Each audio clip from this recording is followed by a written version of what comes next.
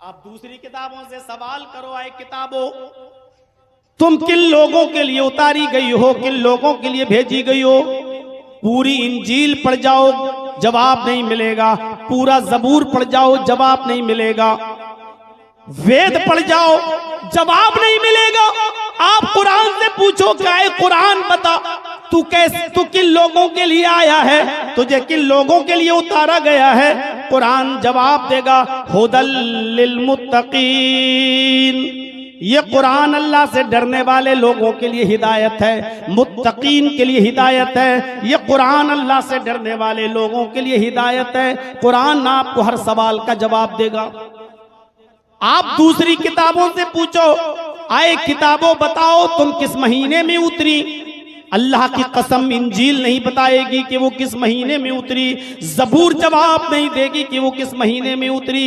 हिंदू भाई अपने वेदों को पढ़ के नहीं बता पाएंगे कि वो किस महीने में उतरे हैं, किस महीने में नाजिल हुए हैं, या वेद व्यास जी ने उनको किस महीने में लिखा है, नहीं बता पाएंगे। आप मुसलमानों से पूछो, कुरान से सवाल करो, आए कुरान बता तू किस महीने में नाजिल हुआ, किस महीने में उतारा गया। तो कुरान आपको इस बात का जवाब देता हुआ नजर आएगा।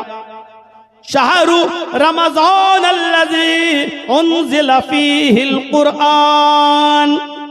रमजान का महीना वो बाबरकत महीना है जिस महीने के अंदर कुरान नाजिल किया गया है। कुरान आपको इस बात का जवाब देता हुआ नजर आएगा। आप दूसरी किताबों से पूछो, आए किताबों तुम किस रात में नाजिल हुई हो, दिन में हुई हो या रात में। न जबूर बताएगी, न इंजील बताएगी, न वेद बताएगा, न गुरु ग्रंथ बताएगा, न जैनिज्म बताएगा। दुनिया की सारी किताबें खामोश, किसी के पास जवाब नहीं। कुरान से पूछो, है कुरान तू दिन में नाजिल हुआ या रात में नाजिल हुआ। कुरान जवाब देगा, लैलतुल क़द्री खैरुम मिन अल्फी शहर। हमने इस कुरान करीम को रमजान में आने वाली लैलतुल क़द्र के अंदर नाजिल किया है, और लैलतुल क़द्र का जागना 1000 महीनों की इबादत से ज्यादा बेहतर है। ये जवाब मिलेगा कुरान से। तौरात से पूछो, है तौरात तुझे लाने वाला नबी कौन। तौरात खामोश। पूरी तौरात में नहीं लिखा होगा कि मैं मूसा पे उतरा या मूसा लेकर आए। इंजील से पूछो कि तुझे लाने वाला नबी कौन, पूरी इंजील खामोश। ईसा का जिक्र तो है, जीसस का जिक्र तो है, लेकिन ये इंजील जीसस पे, ईसा पे उतरी, पूरी इंजील खामोश। वेदों से पूछो तुम्हें लाने वाला अवतार कौन, ऋषि कौन, पैगंबर कौन, वेद भी खामोश। वेदों में जवाब नहीं मिलेगा। आप कुरान से सवाल करो, आए कुरान तुझे कौन लेके आया है, तू किसके ऊपर नाजिल किया गया है। कुरान जवाब देगा, नुज़्ज़िला अला मोहम्मद। ये इल्म खुदाबंदी को लेकर मोहम्मद रसूलुल्लाह नाजिल हुए हैं। ये कुरान मोहम्मद पर उतारा गया है। रसूलुल्लाह मोहम्मद रसूलुल्लाह के क़ल्ब अतहर पर नाजिल किया गया है। ये कुरान जवाब देता हुआ नजर आएगा।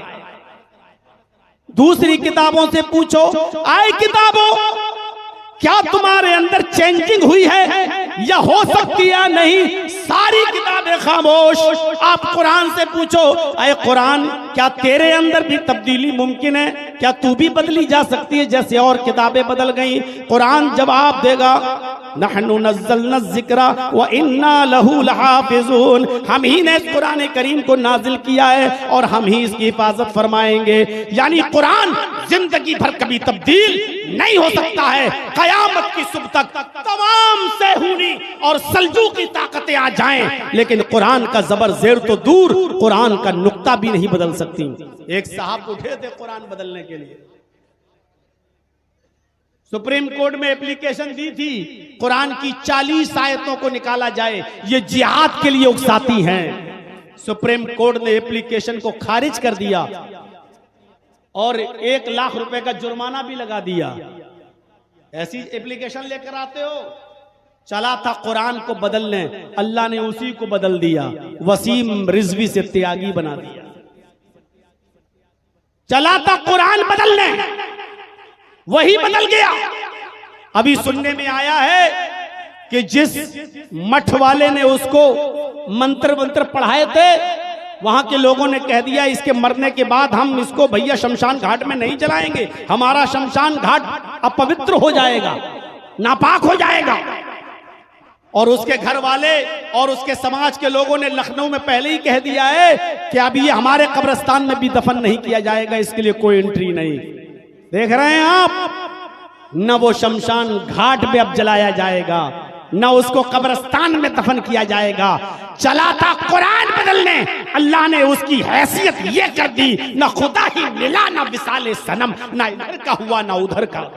मेरे भाइयों, बदल दिया उसको, उसकी हैसियत देख लो अब क्या जो भी कुरान को बदलने की कोशिश करेगा मिट जाएगा, सफ़े हस्ती से तास-तास हो जाएगा। कुरान करीम का एक जबर जेर तो छोड़ो, एक नुक्ता भी नहीं बदल सकता है। इन्ना नहनु नज़्ज़लना ज़िक्रा व इन्ना लहू लहाफ़िज़ून। हम ही ने इस कुरान करीम को नाजिल किया, हम ही इसकी हिफाजत फरमाएंगे। ये बच्चे जो कुरान पढ़कर फारिग हुए, अजीज तलबा, तुमने मामूली चीज हासिल नहीं की है, तुमने उस कुरान को हासिल किया है। इस कुरान के नुज़ूल से पहले मक्का उम्मुल खबाइस था, बुराइयों की जड़ था। कोई बुराई ऐसी नहीं थी जो मक्का में ना होती हो, लेकिन जब कुरान मक्के में नाजिल हुआ तो अल्लाह ने कुरान की बरकत से मक्का को उम्मुल कुरा बना दिया, तमाम बस्तियों की मां बना दिया। कुरान के नाजिल होने से पहले रमजान का महीना एक आम महीना था, जैसे मुहर्रम का महीना, सफर का महीना, रबीउल अव्वल का महीना एक आम महीना था, रमजान का महीना भी। लेकिन जब अल्लाह ताला ने कुरान को रमजान के महीने में नाजिल किया तो कुरान के नुज़ूल की बरकत से अल्लाह ने रमजान के महीने को सैयदुश शुहूर बना दिया, तमाम महीनों का सरदार। शहरु रमजान अल्लज़ी उन्ज़िला फ़ीहिल कुरान। आप और दिनों में नमाजें पढ़िए, एक नमाज का सवाब 10 नमाज के बराबर, रमजान में 1 रकात का सवाब 70 रकात के बराबर। अल्लाह ने रमजान के महीने की इबादतों को बढ़ा दिया, इसलिए कि इस महीने के अंदर कुरान नाजिल हुआ। कुरान जिस महीने में नाजिल हुआ अल्लाह ने उसको सैयदुश शुहूर बना दिया। कुरान जिस शहर में नाजिल हुआ अल्लाह ने उसको उम्मुल कुरा बना दिया। कुरान रमजान के जिस महीने की जिस रात में नाजिल हुआ अल्लाह ने उस रात को भी मामूली रात नहीं रहने दिया। लैलतुल क़द्र खैरुम मिन अल्फि शहर, 1000 महीने की इबादतें एक तरफ और उस रात की इबादत एक तरफ। 1000 महीनों को डिवाइड कीजिए 12 से, एक महीने में 12, एक साल में 12 महीने होते हैं ना, 12 से डिवाइड कीजिए, 83 या 84, 83 या 84 साल बनते हैं।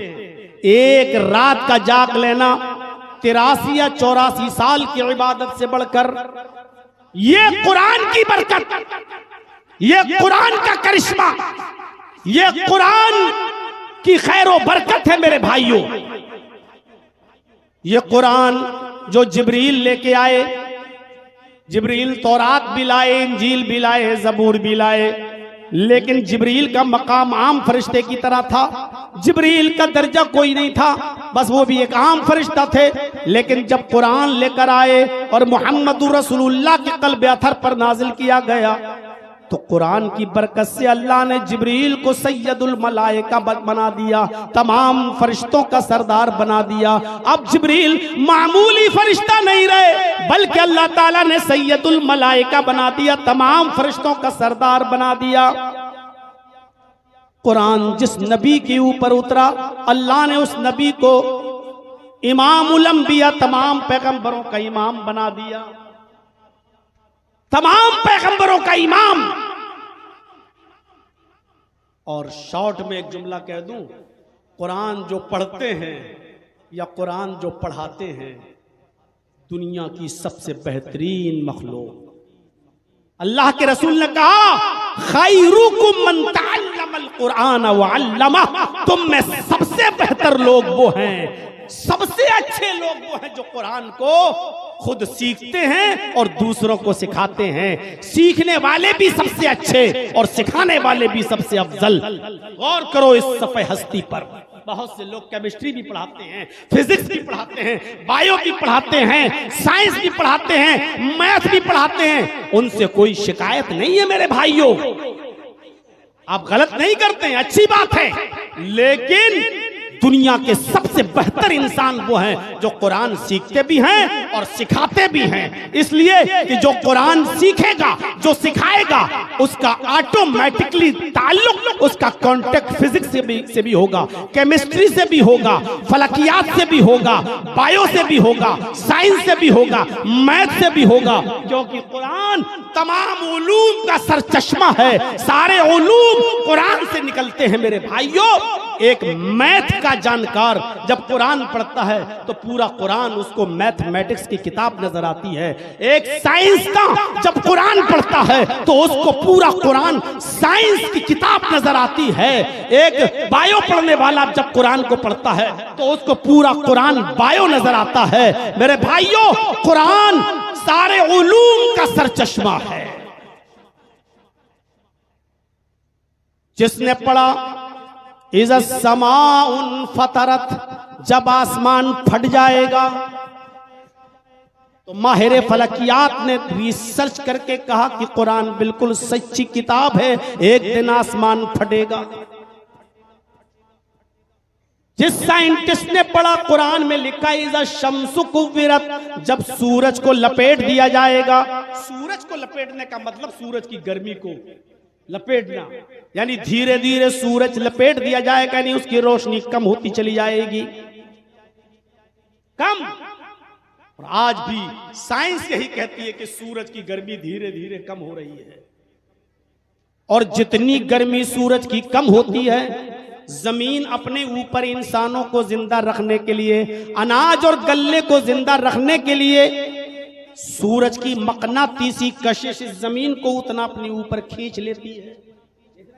ये आज की साइंस कह रही है, सूरज जितनी गर्मी कम करता है, जमीन उतनी गर्मी हासिल करने के लिए सूरज की मकनातीसी कशिश, सूरज की चुंबक वाली कशिश जमीन को अपने ऊपर खींच लेती है। एक दिन सूरज की गर्मी कम होते होते जब कब होती जाएगी और जमीन ऊपर की तरफ बढ़ती जाएगी, और एक दिन ऐसा आएगा कि सूरज की गर्मी बिल्कुल कम हो जाएगी और जमीन ऊपर होते होते इतने ऊपर पहुंच जाएगी कि सूरज और जमीन के दरमियान सिर्फ 1 मील का फासला रह जाएगा। इसी को अल्लाह के नबी ने फरमाया, तकूनु शम्सु यौमल क़यामत का मिक़दार मील, क़यामत के दिन ये सूरज 1 मील के फासले पर होगा।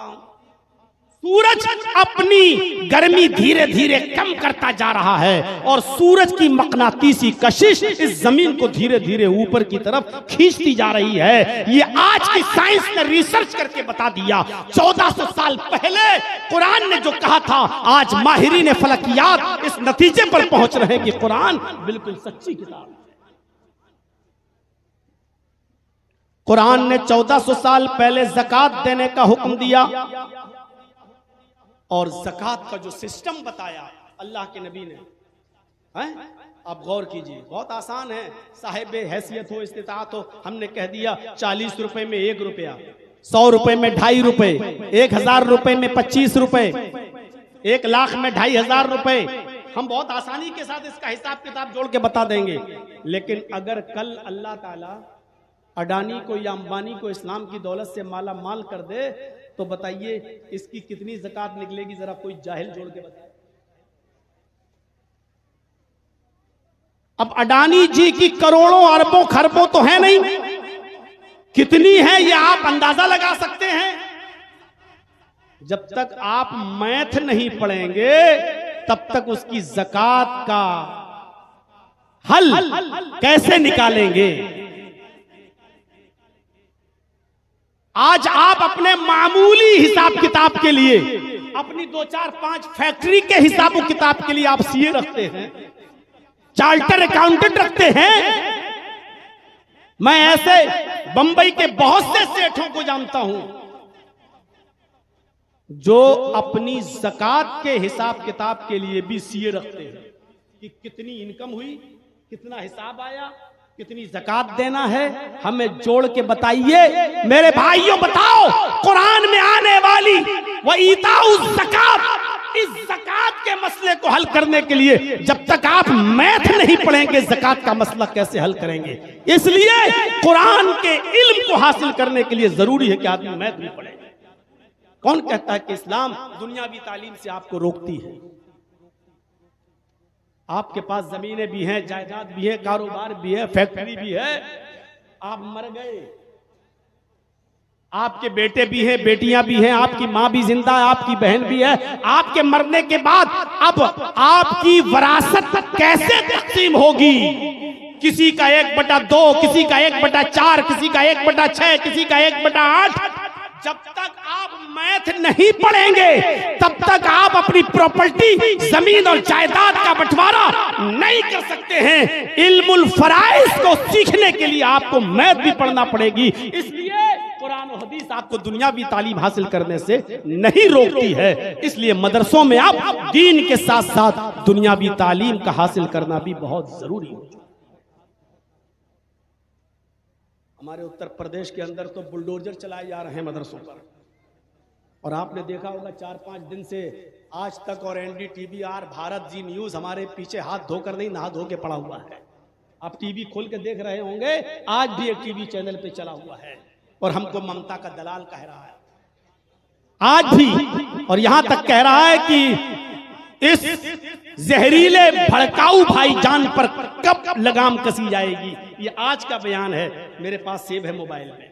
आज भी टीवी चैनल वाले जब जब बंगाल का चुनाव आएगा तब तक हमारी पुरानी तकरीरें उठाकर पेश करेंगे और दिखाएंगे, क्योंकि उनको हिंदू मुस्लिम करना है, क्योंकि उनको उन्हीं हड्डियों पे पलना है जो उनको डाली गई है। तो मेरे साथियों, इस्लाम दीनी तालीम से आपको नहीं रोकता है, दीनी तालीम के साथ दुनियावी तालीम से आपको नहीं रोकता है। आप कैसे हल करेंगे? और आपको बता दो, भोपाल में एक डॉक्टर था जिसका नाम है डॉक्टर शिव शक्ति स्वरूप। मदरसों में नहीं पढ़ा, MBBS MS डॉक्टर, बेहतरीन सर्जन, और सर्जन भी हाथ पैर का नहीं, न्यूरो सर्जन, पूरा दिमाग निकाल के बाहर रख देता है, पूरा दिमाग निकाल के बाहर रख देता है, पूरा खोपड़ी खोल देता है। Neuro surgeon, MBBS MS। 28 साल पहले कोई मरीज उसके पास आया, उसने उसका इलाज किया, कुछ दीनी बातें चलने लगी। पहले जहरीला जमाना नहीं था, पहले लोग एक दूसरे को समझते थे, प्यार मोहब्बत की बातें करते थे। इस डॉक्टर ने कहा, भाई आप बड़ी अच्छी बातें करते हैं, आपका बहुत भरोसा है अल्लाह के ऊपर, तो हमें भी कुछ कुरान उरान पढ़ने के लिए दीजिए। तो उस आदमी ने दूसरी मुलाकात में उसको इंग्लिश में कुरान दे दिया। कबाड़ी मार्केट नंबर 2 भोपाल में एक मस्जिद है अहले हदीस की, वो वहीं का रहने वाला था, और उसने वो डॉक्टर शिव शक्ति स्वरूप को वो कुरान दे दिया। डॉक्टर शिव शक्ति स्वरूप ने कुरान की चंद पारे इंग्लिश में पढ़े, लेकिन जब वो 18वें पारे में पहुंचा और उसकी नजर कुरान की इन आयात पर गई, लक़द ख़लक़नल इंसान मिन सुलालतिन मिन तीन थुम्मा जअलनाहु नुत्फ़तन फ़ी क़रारिन मकीन तुम्मा खलक़नन नुत्फ़ता अलक़तन फ़ख़लक़नल अलक़ता मुज़ग़तन फ़ख़लक़नल मुज़ग़ता इज़ामन फ़कसौनल इज़ाम लहमा। जब कुरान की इन आयतों पर डॉक्टर शिव शक्ति स्वरूप की नजर जाती है तो शज़दर रह जाता है और हैरान रह जाता है। वो कहता है कि इतनी अहम बातें 1400 साल पहले जब साइंस ने इतनी तरक्की नहीं की थी, अल्ट्रासाउंड मशीन भी नहीं बनी थी, मेडिकल साइंस ने भी इतनी तरक्की नहीं की थी, इतनी कीमती बातें अर्श वाले ने अल्लाह ने बताई हैं कुरान में, और मोहम्मदुर रसूलुल्लाह ने पूरी दुनिया को बता दी हैं। मोहम्मदुर रसूलुल्लाह तो साइंस क्या, वो अरबी जबान भी सही से पढ़े लिखे नहीं थे, किसी उस्ताद ने उनको पढ़ाया नहीं था, फिर कैसे मोहम्मद ने इतने पहले ये बातें बता दी? जरूर ये कुरान आसमानी किताब है। अल्लाह की कसम, डॉक्टर शिव शक्ति स्वरूप के पास कोई 40 दिन का चिल्ला लेकर नहीं गया, कोई 4 महीने की जमात नहीं गई। उसने सिर्फ कुरान पढ़ा, किसी मौलवी की तकरीर उसने नहीं सुनी, उसने सिर्फ कुरान की स्टडी की, कुरान का मुताला किया और इन आयतों पे पहुंचा तो समझ गया। वो एक साइंस पढ़ा था, बायो पढ़ा था, वो समझ गया कि कुरान में इतनी बड़ी मेडिकल साइंस बयान की गई है। ये 1400 साल पहले जो मोहम्मद रसूलुल्लाह बता रहे हैं, ये चीजें मोहम्मद कैसे बता सकते हैं, जबकि ये चीजें तो आज अल्ट्रासाउंड बताता है, आज हमारी मशीन बताती है। लक़द खलक़नल इंसान मिन सुलालतिन मिन तीन, हमने इंसान को मिट्टी के खुलासे से पैदा किया। 1400 साल पहले मोहम्मद को किसने बताया कि इंसान मिट्टी से पैदा है?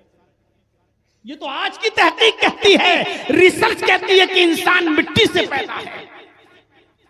तुम जअलनाहु नुतफतन फी करारिम मकीन, फिर हमने उस नुतफे को, पानी के उस कतरे को एक मजबूत ठिकाने पर पहुंचा दिया। मोहम्मद को कैसे मालूम कि पानी का वो कतरा एक मजबूत ठिकाने पहुंच जाता है?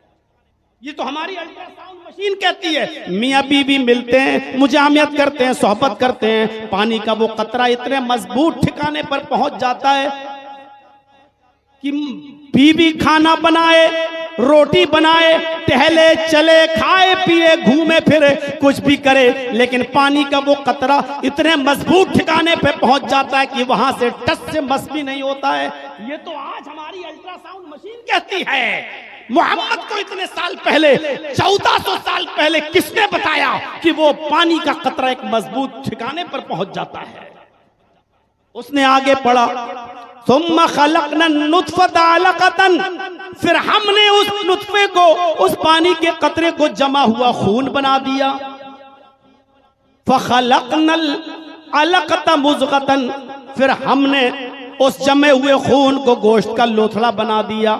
फ़ख़लक़नल मुज़ग़त इज़ामन, फिर हमने उस गोश्त के लोथड़े को हड्डी बना दिया। फ़कसौनल इज़ाम लहमा, फिर उस हड्डी के ऊपर हमने एक्स्ट्रा गोश्त चढ़ा दिया, गोश्त पहना दिया। शिव शक्ति स्वरूप कहता है बिल्कुल ऐसे ही बच्चा जब मां के पेट में बनता है तो यही कंडीशन होती है। पानी का वो कतरा पहले जमा हुआ खून बनता है, उसके बाद गोश्त का लोथड़ा बनता है, फिर गोश्त का लोथड़े का हड्डी बनता है, फिर हड्डी के बाद उसके ऊपर गोश्त पहनाया जाता है, गोश्त चढ़ता है। ये बात 1400 साल पहले मोहम्मद रसूलुल्लाह को किसने बताई? ये कुरान आसमानी किताब है। उसने ये चंद आयतें पढ़ी और पढ़ने के बाद, उस जमाने में ना फोन चलता था मेरे भाइयों, ना मोबाइल था, ना नेट का जमाना था। उसने एक आदमी को भेजकर कुरान देने वाले को बुलवाया। जब कुरान देने वाला उसके पास पहुंचा मेरे भाइयों, तो उसने कहा कि हम इस कुरान पर ईमान ले आए हैं और हम इस किताब को आसमानी किताब मानते हैं और इस किताब के लाने वाले मोहम्मद रसूलुल्लाह पर ईमान लाने के लिए तैयार हैं। वो इज्जत के साथ कबाड़ी मार्केट की मस्जिद नंबर, गली मार्केट नंबर 2 में अहले हदीस मस्जिद में जाने के बाद वो डॉक्टर इस्लाम कबूल कर लेता है, कलमा पढ़ लेता है, ला इलाहा इल्लल्लाह मोहम्मद रसूलुल्लाह का इकरार कर लेता है, इस्लाम ले आता है। आज उस डॉक्टर का नाम इस्लामुल हक है। उसकी बीवी भी इस्लाम लाई, उसका नाम खदीजा है। उसकी बेटी भी अब एमएस कर रही है, डॉक्टर बन चुकी, एमबीबीएस कर चुकी, एमएस कर रही है। उसकी बेटी आखिरी साल है, लेकिन मजाल कि वो ऐसी बेपर्दगी के साथ चली जाए। स्कूटी चलाती जरूर है, लेकिन हाथों में ग्लव्स, पैरों में सॉक्स, चेहरे जिस्म पर आबा, चेहरा छिपा। आज भी वो इसी हाल में अपने भोपाल के कॉलेज में इसी कंडीशन में बैठती है।